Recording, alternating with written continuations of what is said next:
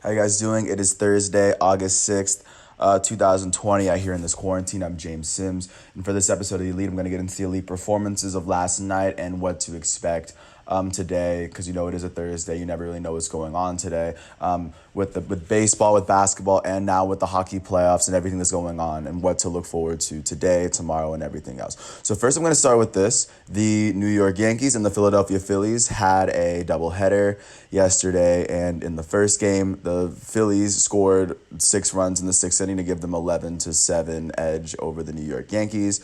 In this game, the right fielder Bryce Harper would finish 1 for 3 with 2 RBIs and 2 runs as he hit his second home run of the season.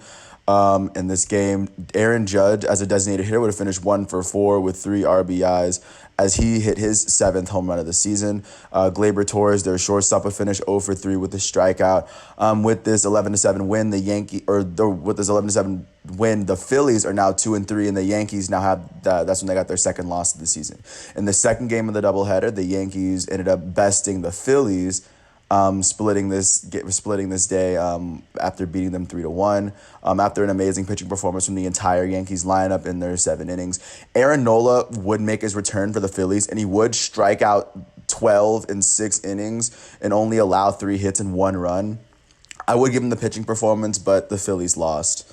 For in this game, for the Yankees, the right fielder Aaron Judge would finish 1 for 3. Gleyber Torres, the Yankees shortstop, would strike out 3 times. He finished 0 for 3. Yankees designated hitter Giancarlo Stanton would finish 1 for 3 with a run on the day. And then for the Phillies, their elite right fielder Bryce Harper would finish 0 for 2 with a strikeout on the day. With this, the Phillies fall to 2-4, and the Yankees jump up to 9-2. Another doubleheader that happened last night was between the Miami Marlins and the Baltimore Orioles. In the first game, the Marlins won 1-0 in seven innings. My bad. Only 1 run was scored. Great pitching performance from both sides. With this win, the Marlins are now sitting at 4-1. The Orioles fall to 5-5. And in the second game of this doubleheader, the Miami Marlins won. They won both games of this doubleheader, and as they took this one 2-1, as they scored both of their runs in the first 2 innings off RBIs from Jesus Aguilar and Brian Anderson. With this win, the Marlins are now sitting at 5-1 with the best win percentage in the National League East, and the Orioles now slip to 5-6 with this loss. Going out to the other AL-NL East matchup, the Toronto Blue Jays ended up taking the Braves all the way to the end, and they got their fourth win of the season as they won 2-1. Bo Bichette had a pretty good game for them as he finished 2 for 4 with a run. Also, their first baseman, Vladimir Guerrero Jr., would finish 1 for 4 with a run on the day off a sacrifice fly. Great pitching performance from Hyunjin Ryu as he picked up his first win of the season, and I think he had the best pitching performance of the night. He struck out 8 in 5 innings, only allowing 1 hit and completely shutting out the Braves through 5. For the Braves, Ronald Acuna Jr., their elite outfielder, would finish 0 for 2 with 2 walks. Their first baseman Freddie Freeman would pinch hit, but he would finish 0 for 1 as he struck out in his only at-bat on the day. With this win, the Blue Jays, like I said, jump up to 4-5, and the Braves now fall to 8-5 in their division. Now, moving out to the National League East for the only matchup there, it was the Mets taking on the Nats, and the Nets were able to jump up to 5-8 after beating the Nationals 3-1. Great pitching performance from former AL Cy Young Rick Porcello as he struck out 4, only allowed 1 run through 7 innings. Max Scherzer would not go through the first inning. I have no idea what was going on right there, but Juan Soto would make his return, and he would finish 2 for 4 with an RBI on the day. And then for the Mets, their first baseman Pete Alonso would finish 1 for 4. And with this win, like I'm saying, the Mets now jump up to 5-8, and the Nationals now fall to 4-5. Now moving to the American League for their matchup, as the Red Sox were able to jump to 4-8 as they shut out the Rays, beating them 5-0. Following Perez's 5-inning outing where he struck out 4 and completely shut out the side, and just great pitching performance from the Red Sox all the way through just to get this win. The Rays now slip to 5-7 with this loss. Pretty tragic, and now just carrying it on.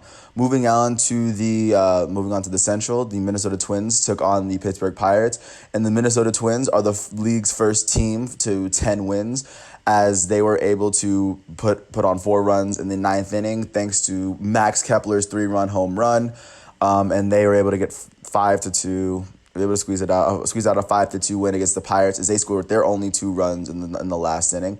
Their starting pitcher, Randy Dobnak, would pitch a 6 shutout innings, strike out 1, and like I said, the Twins are now 10-2. The Pirates are now 2-10. Another AL-NL matchup in the Central happened between the Chicago Cubs and the Kansas City Royals.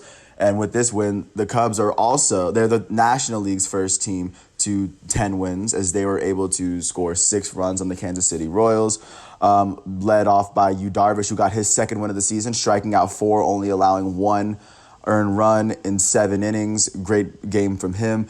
The Cubs' elite third baseman, Chris Bryant, would finish 2 for 5 with 2 runs on the day. Their shortstop, Javi Baez, would finish 2 for 4 with 2 RBIs. Their first baseman, Anthony Rizzo, would finish 2 for 4 with 2 runs. Big game from those 3, and that's where a good amount of their production came from, as they scored 4 of their 6 runs in the last 2 innings. Moving on to the Brewers and the White Sox. The Brewers only scored 1 run in this game. It was 1-0. Hader got the save, and Keuchel got the loss. Just a big game from both sides. Even though Keuchel struck out 8 and 7 innings, the White Sox simply couldn't get it going, and now the Brewers jump up to 4-5 with this win, and the White Sox now slip to 7-5.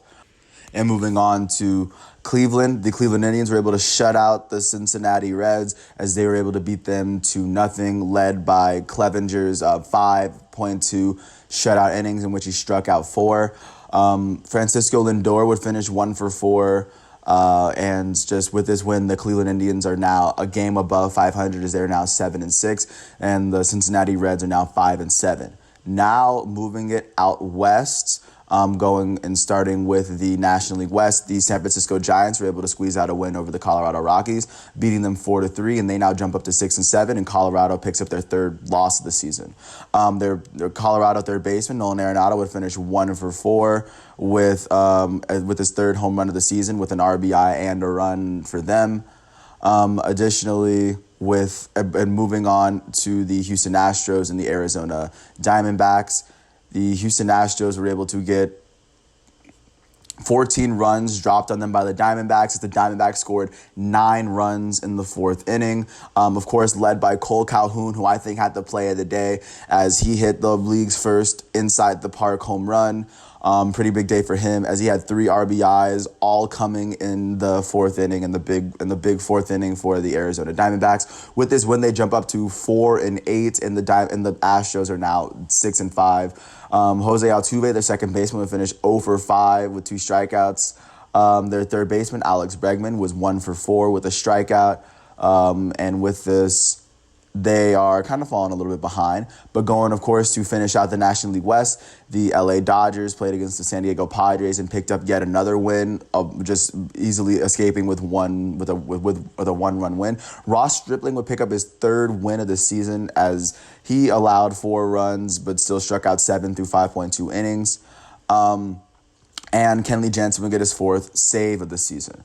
Going to the San Diego Padres, their shortstop, Fernando Tatis Jr., would finish 2 for 4 with 2 RBIs and 2 runs, as he hit his 4th home run of the season.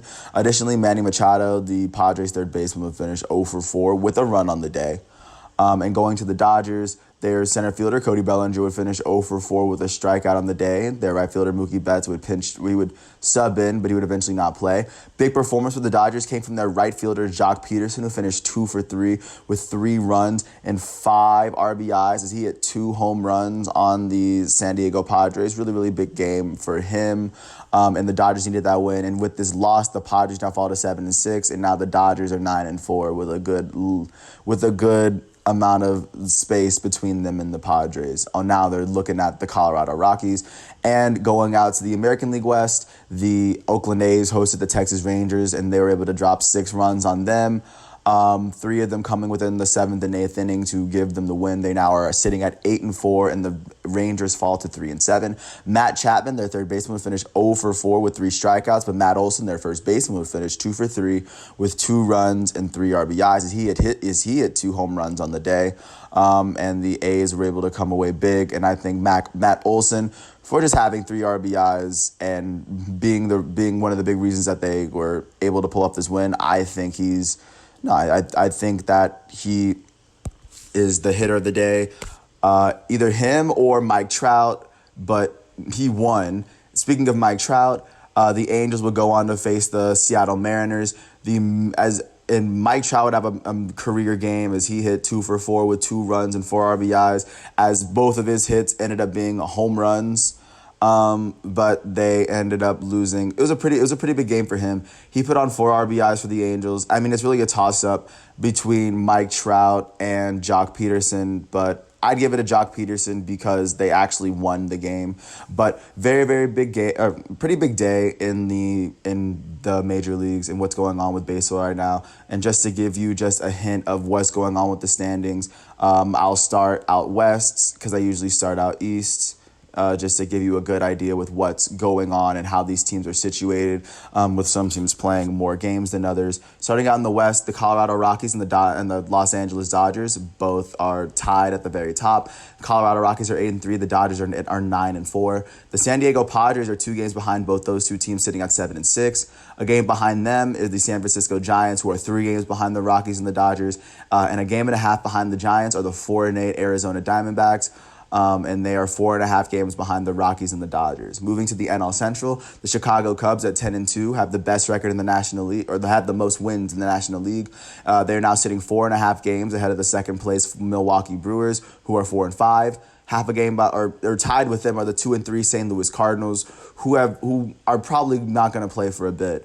Half a game behind both those two teams are the Cincinnati Reds, who are now 5-7, who are 5 games behind the Cubs. And sitting in last are the 2-10 Pittsburgh Pirates, who are 8 full games behind the Chicago Cubs already. Moving to the NL East, right now the Miami Marlins have the best record in the NL East, as they are now sitting at 5-1. Half a game behind them are the Atlanta Braves, who are 8-5. 2 games behind the Braves are the 4-5 Washington Nationals, who are 2.5 games behind the Marlins. Half a game behind them are the 2-4 Phillies, who are 3 games behind the Marlins. And sitting in last in the NL East are the 5-8 New York Mets, who are 3.5 games behind the Miami Marlins.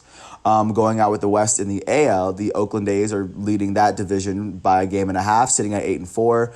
Behind them are the 6-5 Houston Astros, and 2 games behind the Astros are the 3-5 Seattle Mariners, or the 5-8 Seattle Mariners, who are 3.5 games behind the Oakland A's. And then tied for last in the AL West are the 4-8 Los Angeles Angels and the 3-7 Texas Rangers, who right now are sitting 4 games behind the first place Oakland A's. Moving on to the AL Central, the Minnesota Twins are now sitting at 10-2 by themselves. 3 games behind them are the 7-5 Chicago White Sox. Half a game behind the White Sox are the 7-6 Cleveland Indians, who are 3.5 games behind the Twins. Half a game behind them are the 5-5 Detroit Tigers, who are 4 games behind the Twins and sitting in last place at 3-10. 3.5 games behind the Tigers are the Kansas City Royals, who are 7.5 games behind the first place Twins. And then finally, last but not least, moving to the AL East, the New York Yankees are now sitting at 9-2 by themselves at the very top. 4 games behind them are you have the 5-6 Baltimore Orioles and the 4-5 Toronto Blue Jays. Half a game behind both those two teams are the 5-7 Tampa Bay Rays, who are 4.5 games behind the first place Yankees, and a game behind them, sitting in last place in the AL East, are the 4-8 Boston Red Sox, who are now 5.5 games behind their rivals, the New York Yankees. That's what's going on. That's what happened yesterday. Just to give you a bit of what's going on today in terms of what's going on with baseball. First game, because there's a few afternoon games, starting off with Kenta Maeda making his 3rd start as the Minnesota Twins take on the Pittsburgh Pirates. Another big matchup to look out for. You have Trevor Anderson versus Kyle Freeland as the Giants take on the Rockies at 3. T1 Walker is coming off a very big pitching performance as he faces off against Dylan Bundy and the Los Angeles Angels. Another big match to look out for. It looks like Jordan Montgomery is going to make his third start for the New York Yankees as he faces off against the Phillies, and he looks for that win. Luis Castillo is going to make another start for the Reds. They face off against Carlos Carrasco and the Indians, and that's a pretty underrated pitching matchup right there. Tuki Toussaint's going to make another start for the Braves as he faces off against Nate Pearson and the Toronto Blue Jays. And in the later games, I mean, it'll be Lindblom against Gio Gonzalez as the Brewers take on the White Sox. That's the primetime game. That's what's going on with baseball. Looking at basketball, what happened yesterday, the Memphis Grizzlies took on the Utah Jazz. For the Grizzlies, their elite point guard, Ja Morant, would finish with 20 points, 6 rebounds, 9 assists, 2 steals. Grayson Allen, go Duke, would come off the bench and score 20 points in 27 minutes. But the Grizzlies weren't enough for the Utah Jazz, whereas for them, their elite shooting guard Donovan Mitchell would finish with 18 points, 7 rebounds, 6 assists. Also, their center Rudy Gobert would go off for 21 points and 16 boards with 3 blocks on the day and a couple steals, making 11 of his 12 free throws. And also throwing in Mike Conley's 23 and Joe Ingles' 25. The Utah Jazz had a really strong all-around performance to give the Memphis Grizzlies a loss that they most definitely didn't need. So now looking out in the West in terms of what's going on with that, the ramifications, with the Jazz win, they are now sitting half a game ahead of the Oklahoma City Thunder. And they're sitting 2 games behind the third place Denver Nuggets, and they're sitting in that 4th spot in the West. With this loss, the Grizzlies they're still sitting in 8th place in the West, but they're 1 game closer to the 9th place Portland Trailblazers. And it was kind of a win that they needed to keep that separation between them and the Trailblazers, but they still hold that spot by a full game. Moving on to the next game of the next game of the night, the Philadelphia 76ers were able to beat the Washington Wizards 107-98 in the bubble. For the Wizards, Bradley Beal wouldn't play. Their biggest performer would be Thomas Bryant, who dropped 19 and 10 and also added 4 blocks.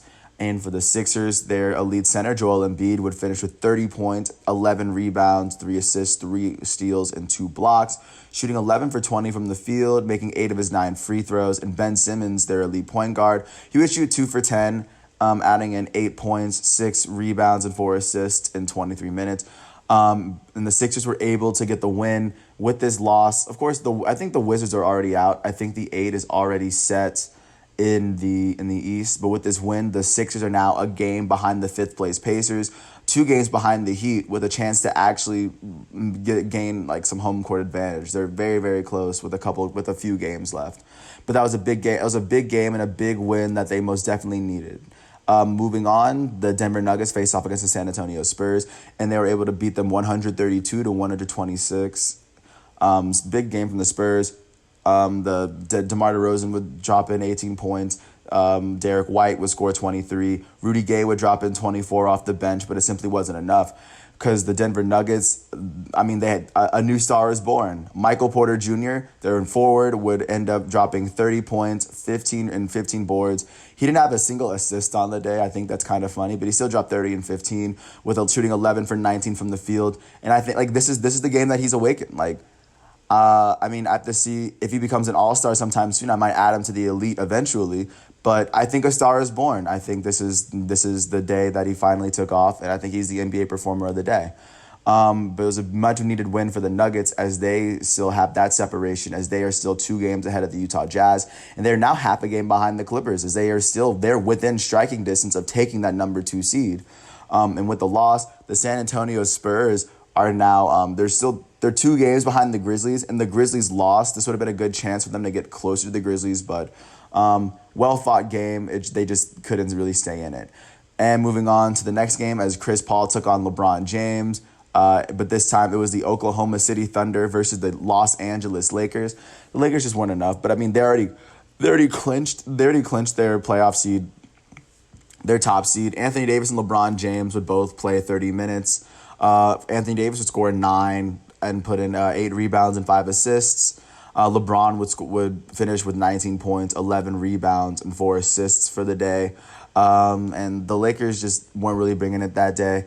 For the Thunder, they had a good all-around performance. As Chris Paul, their point guard, finished with 21 points, 7 rebounds, 6 assists, help will the Thunder to a 19-point win over the Lakers. And with this, the Thunder are now sitting. They're tied with the Rockets or not tied. They have the same record as the Rockets, but they're now sitting in the 5th spot, and they're half a game behind the 4th place Jazz. But yeah, that race is still incredibly very tight. I mean, it's anyone's guess as to who's going to be the 4th seed in that spot. But right now, the Oklahoma City is doing what they need to do to earn that spot. And moving on, the Toronto Raptors also beat the Orlando Magic by 10 last night. They beat them 109-99. And Fred VanVleet would be their main performer as he dropped in 21 points and 10 assists. Their elite power forward, Pascal Siakam, would drop in 15 and 6. Big game for the Raptors as they were able to kind of hold on to their 2 seed. For the Magic, I mean, they just had a really well all-around They had a well played all-around performance. Terrence Ross will be their biggest performer off the bench with 15 points. But with this loss, the Magic are already. I mean, they already have that 8th seed, but I mean, it was, I guess, the Raptors really kind of needed more, and I guess it gave them the separation from the Celtics that they need. They're now sitting 4.5 games ahead of the Celtics, and it seems as though they may have just locked up the 2 seed in the East. And then moving on, last game of the night, speaking of the Celtics, they were able to drop in 149 points on the Brooklyn Nets in 4 quarters. Jason Tatum would finish with 19 points, 2 rebounds, 2 assists on the day. Jaylen Brown would finish with 21. And Robert Williams III came off the bench with 18 and 5. I mean, it was just a great performance from the Celtics. I actually watched this game beginning to end.